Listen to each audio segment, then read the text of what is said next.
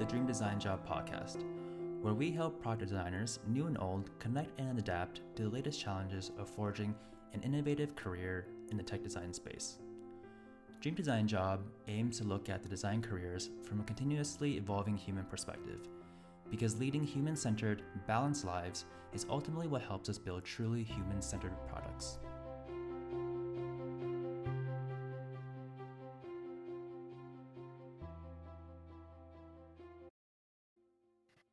Hi, everybody. Welcome back to the Dream Design Job podcast.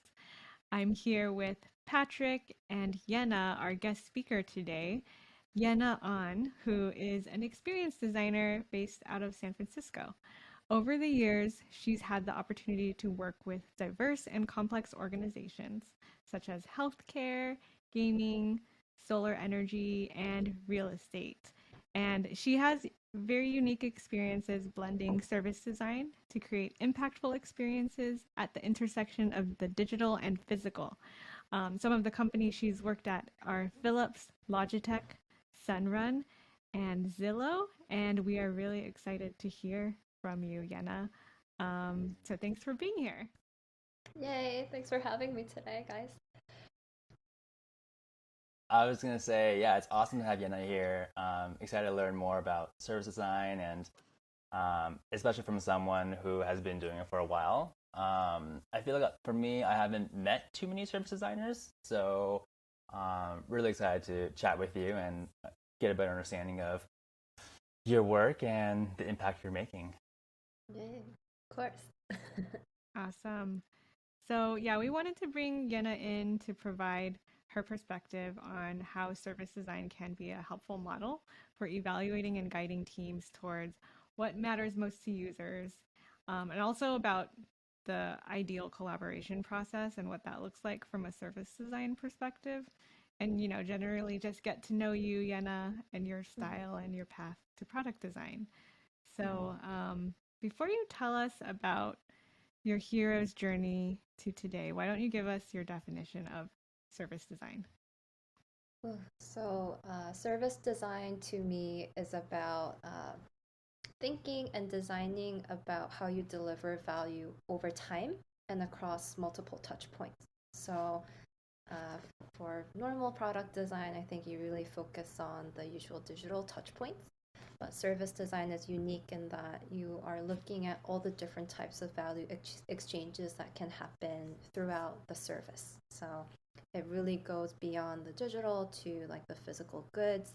So you're spending a lot of time in orchestrating and aligning things spanning from like product, people, processes, and also places and even partners.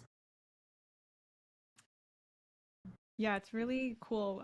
We met each other at Sunrun, where that's definitely an integrated service and product. And that was my first experience in, deep service design environments. And it was very helpful as a tool. Um, so I'm curious about how you made your way to service design. What was your initial interest? Mm.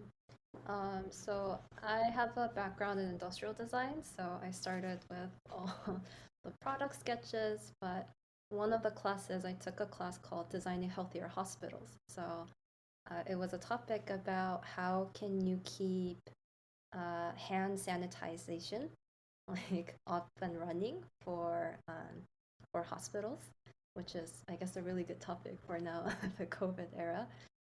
But from there, after like exploring, there was like various designs, like designing a better hand sink or designing some like handles so that it's always sanitized. But the route our team took was a service where healthcare professionals will have like this wearable badge so that it kind of tracks all your Purell hand sanitizer usages. So that was how I naturally got into service design, to think about how does a patient interact versus how should the healthcare workers should wear this and monitor it. How would admins monitor this and try to enforce it as a system? So that was how I got introduced into the world of service design. That's cool. What so I'm curious to kind of understand, like, how do you kind of maintain and keep up with the industry trends within service design or product design and all those things? All those things. I think I honestly follow just I I listen and look out to a lot of my friends who are in the similar industry, but what I also like to do is um, I try to attend some talks at service design, but also try to follow people who still have the title service design and are in organizations that I'm interested in and see what they share out and do. I think most recently, some of my previous colleague, she organized some service design lightning talks at what was that app? It's like a live podcast by voice. Oh, Um, oh, Clubhouse, is that right? Clubhouse, Yeah. yes, Yeah, so yes. there were some weekly kind of meetings that she and her colleague hosted. So I think that was the latest I was able to kind of grasp what's been going on in service design and what topics they're talking about. Hmm. Okay, that's interesting. That's cool. Yeah. So you listen to talks, you keep up with some Mhm. friends who you know are service designers, Right. to stay up to date. What do you think kind of is the difference between service design and product or experience design? So I think the fundamentals are the same, right? Like doing the human-centered design. Um, but so I think tools and methods are largely the same, but I think some of the outputs, so the expected outcomes are a little bit different.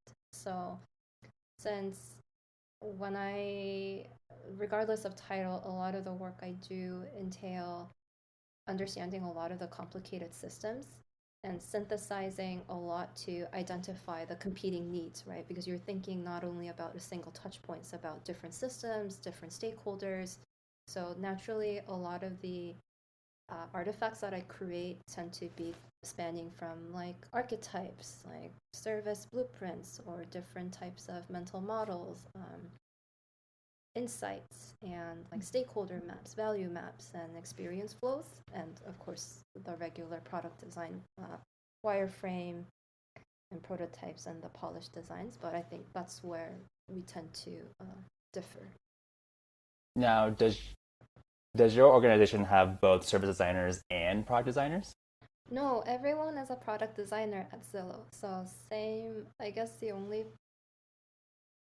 yeah, even at Logitech, I was just a designer or design strategist. Mm-hmm. But at Zillow, I think because of the nature of real estate involving multiple people, like the buyer, the seller, the agents, the housing, all these people, I think it's a very welcomed and idea and topic that a lot of designers are interested in. Hmm. Mhm. I So I remember think, all of the artifacts you used to make at Sunrun and how complex they were. Um, and I'm curious because you are more of a product designer now, right? Mhm. Is that what Mhm. you would consider yourself? Um, or it sounds like you. Oh, What do you think? I don't know. I think that's why even at my intro, I think I can only label myself as a designer. Hmm. I Yeah. think a lot of my friend one time told me it just really matters of which part of the process you enjoy the most. And I think what service design, having experience in service design just has brought me is I'm a lot closer to the research process and synthesizing and then up to the concepting. So I think that's where I just naturally kind of keep my title as a designer, but flex between research and design. Mm. How often do you find yourself, or do you find your peers or your coworkers, like PMs or engineers, to reference back to these artifacts you created, like these journey maps or these blueprints? Mm. Because I feel like in my career or throughout my career, I would make these said artifacts, these Mhm. said deliverables, and they look cool in the moment. You present them, but then the team doesn't really go back to them. Right. Yeah, so interestingly, part of a lot of the work I did for the past few months, we didn't really focus on a journey map. What I spent a lot of time was actually building archetypes for my group. So today at Zillow, I work for the rentals team and inside the enterprise arm. So we have a really diverse set of customers from like a sole proprietor mom and pop property owner to a property management business to like really, really large like apartment like owners and real estate like organizations. So Zillow has been really good in we have a really strong research arm. So we have these business personas already set for people to use and speak in that language. Hmm. But spending a lot of foundational research, I actually started to divide, hey, it's not just one property manager, there's actually different groups in 3 different archetypes we can divide to. And I broke down this set of users have this task and this is their goal. And on this organization, it's divided into 2 where somebody will do more of the on-site work versus the other overseeing the portfolio to manage performance. So I think in those, when it's actually really useful, people start to speak in that language. So I've been pretty happy that our product partners have been starting to speak like, oh yes, this is for archetype something. This is not for this archetype. So I think it's finding those nuggets that building something that they actually need first versus just building something because it's the usual design deliverable. What makes it I like that. Yeah, that's cool. Yeah, it's kind of about designing for your team in a lot of ways, or having empathy for your team, which I like to say is like 50% of being a designer. Um, cool. What do you like about your work now that you feel has evolved from when you first started as a designer? Yeah, I think I like being able to take that step back and kind of build those different frameworks to make sense of this like really, really big mess. uh, One of my old managers of Melissa, she used to say it's like you get like a really tangled necklace and you're just like untangling one by one and like feeling like really good about it and being able to tell people a coherent story about it, I think is what I enjoy the most about it. How much time is in your day is spent creating decks to tell that story? Uh, a lot, but I've So at many least for decks. this, yeah, I've been trying to reduce that, and I think that's one thing I still try to learn and get better at, how to tell better stories in a concise way. I think because designers spend so much time and effort into all these complexities, like I easily get on the trap of trying to, but I have to talk about this, I have to explain about this whole story. So distilling that and reducing the amount of text is something I'm definitely trying to work on. Yeah, Mhm. yeah, totally makes sense. I feel you on the deck creation. And, in some regard, it really helps build context Mhm. and structure a lot of the work that you've done. Mhm. But there are other times when you're just building endless decks, and um, it just feels like it's going nowhere. Your work's like not really being appreciated. You Mhm. move on to the next thing. Right. That's So why, yeah. One thing I've been trying to force myself is to write it in documents. So, So it uh, has a shelf life in some yeah, ways. and it also helps me clarify. Like sometimes I just put a bunch of images or like the wireframes I built, but it's been helped me to create sometimes if I have to document like okay what is the problems that our customer has and starting from a document first has been helping me little by little to really narrate the story. And have it be translatable Mhm, to mhm. someone who wasn't even in the room Yeah. for the presentation part. Mhm, Yeah, that makes sense. Um, you kind of touched on this a little bit, but what types of companies and industries do you think service design is most impactful?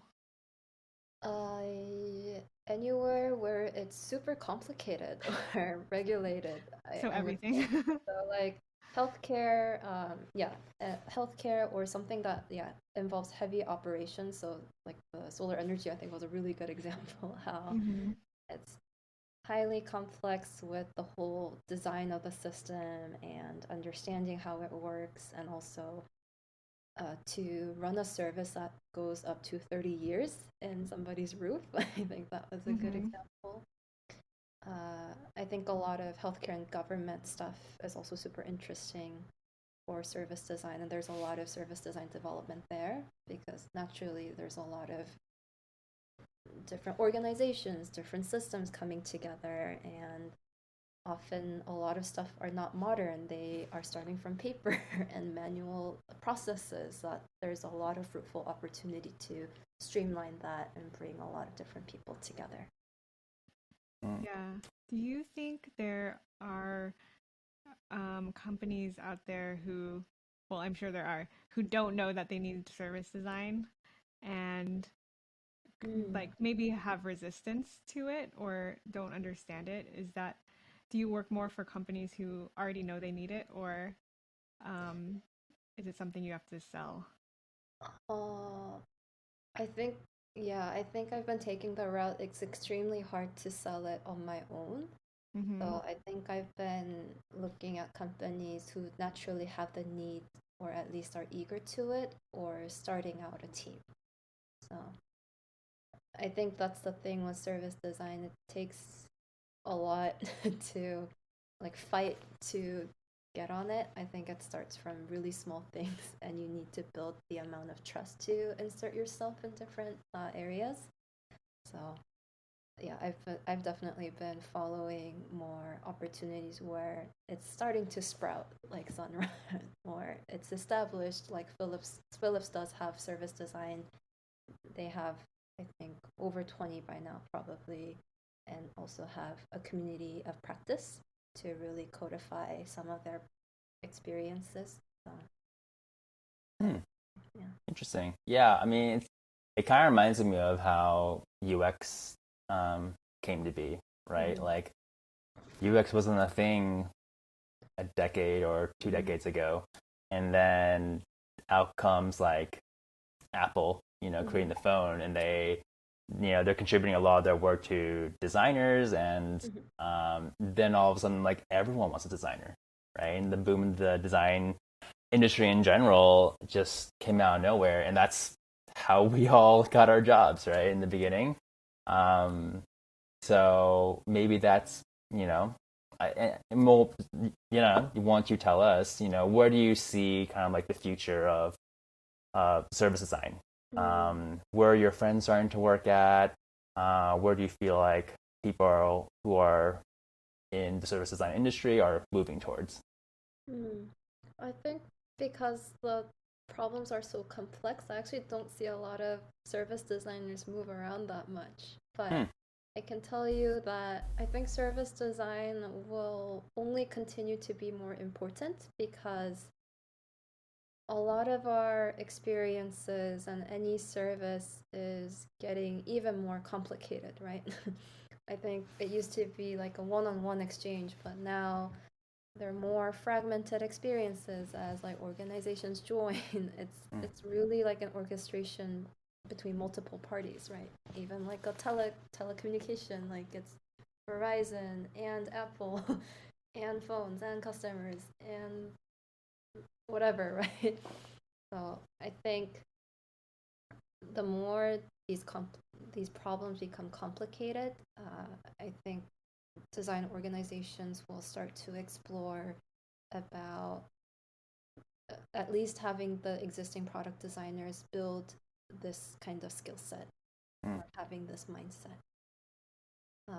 That said, I think in the trend, I've been seeing a lot of interesting service design opportunities about employee experiences. So it seems like a lot of big corporations have a lot of employees and they interact with multiple touch points and systems.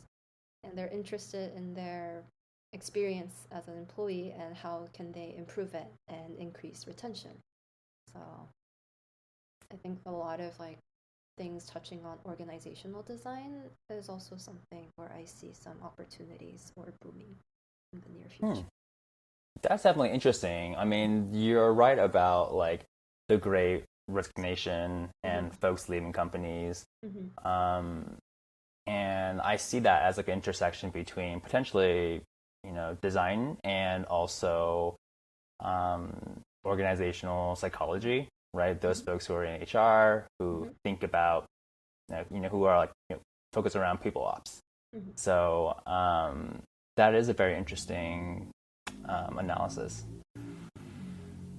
Yeah, I've seen Facebook, Expedia, I forget another company, but yeah, it seems like they've been hiring and looking for service designers. So I'm curious what they're working on. I know we definitely tried to incorporate some service design in our financial research, where I work in 401k spaces. So maybe it's something that financial services and banks and Yeah, I crypto think will catch on Capital to. One has a very strong service design arm. I think naturally, yeah, they also have to look at multiple things and consider a lot of different systems. So yeah, I think financial services are really good for service design.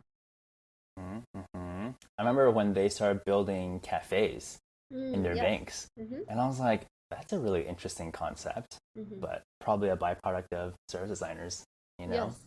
Yes. Yeah. Didn't they buy out like a design agency? Yes. They acquired Adaptive Path way back Adaptive then. Path, So, yeah. they were like really pioneers and like really good experts of service design. So I think they built a really strong team around how to utilize service design and build the org so that the teams are really thinking from that map and holistic experience perspective and drive some of the visions. Yeah, I thought it was a really neat idea. So I remember when they bought Adaptive Path, it was a big deal. I was like, a bank is buying a design agency? Right. How's that going to work? Yeah, I think they've done really cool stuff. So not only the cafe, so that they are inviting customers to feel more comfortable coming to a bank and like be more warm to the idea of it. Inside the cafe a while back, they also built this service called money coaching. So they learned that a lot of customers really don't know about their finances and don't know where to start. So that's where they kind of learned and built like, oh, how can we like make it easier so that people can learn and feel more comfortable to talk about their finances and become more aware. So they built a whole service around that in their cafes as well. It's super interesting how they went about it. I recommend to see their case study. That does sound like a really good service design case study for anybody who's interested out there and wants to learn. What about you, Yena? Where do you see yourself going in the future? In terms of like developing your service design skills or exploring different problems? I just hope I can continue the work I do today. I think I just came to an acceptance now that it's okay to be a different designer like this. I think I had years where I felt really nervous that I'm not the exact designer that a lot of people expect in a product designer.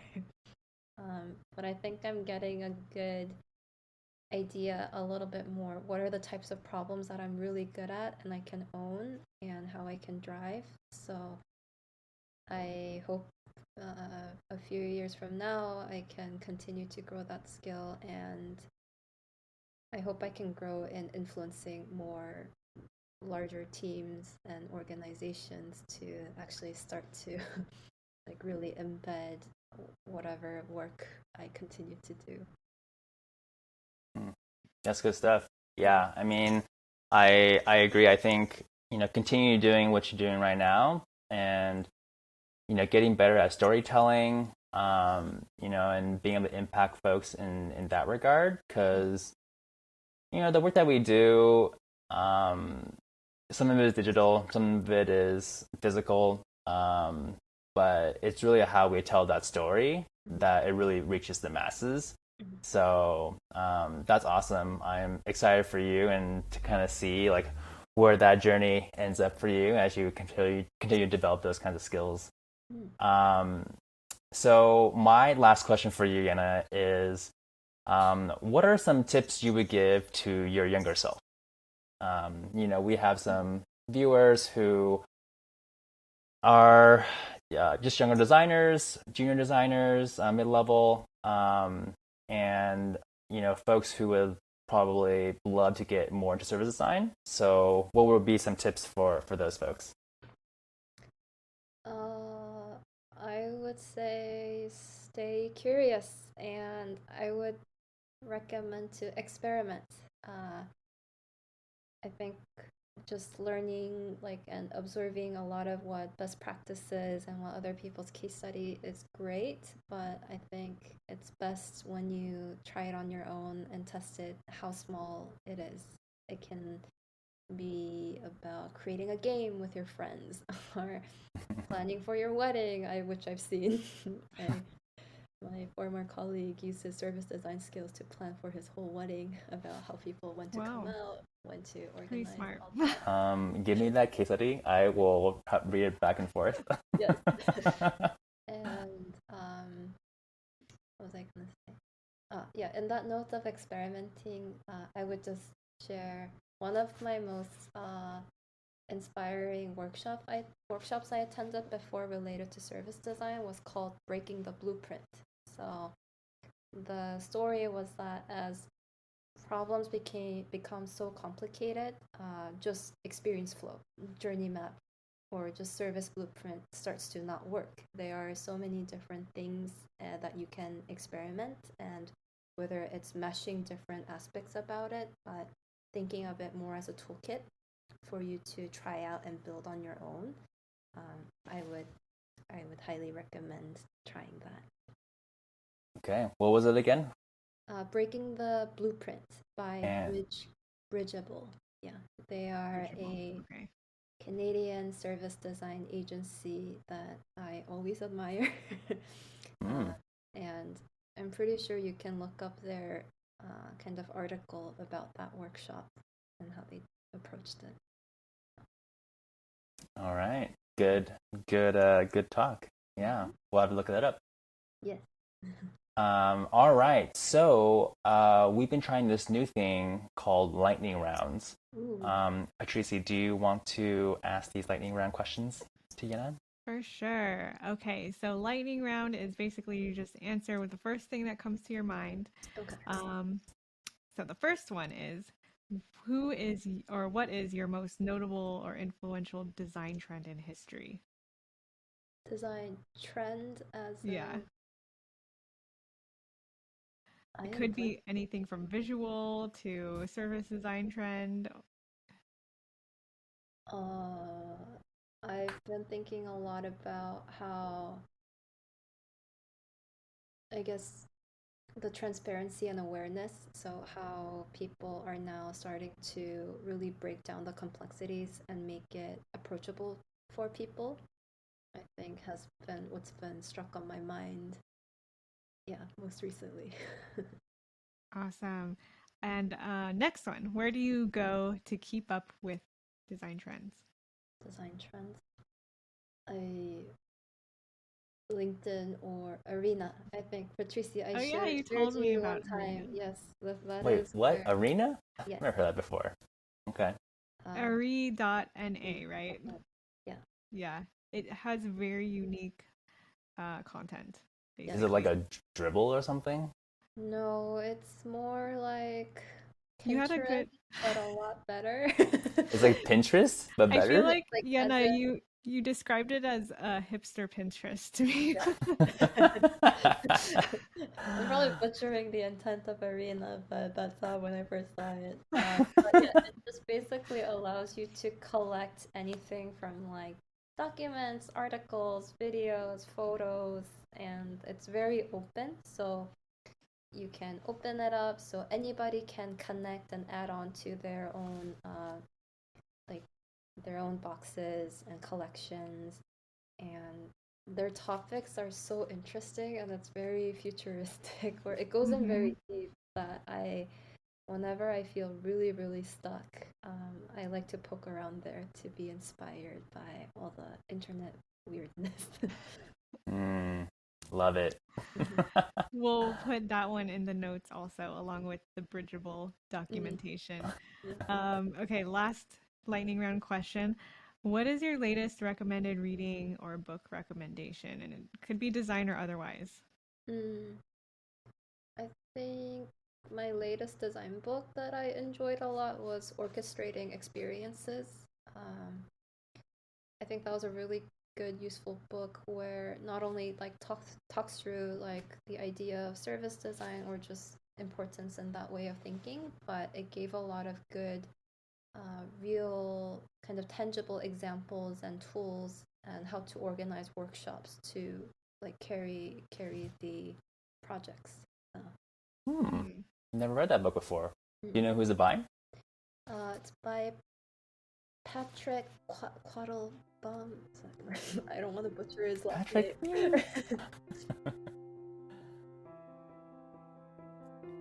So the last 2 minutes of this episode did get cut off, but thankfully you are only missing out on us saying our goodbyes and thank yous.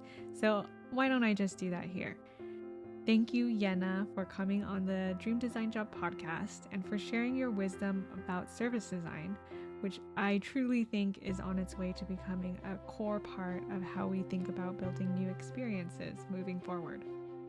And I also wanted to point out that Yena's story is a great example for many designers on how, when we see our unique skill sets and interests as an asset and a strength, we will start to find the right places to welcome us in doing the amazing work that we do, just like Yena did. And with that, remember to follow at Dream Design Job on all the socials, including IG, Twitter, LinkedIn, YouTube, and Spotify.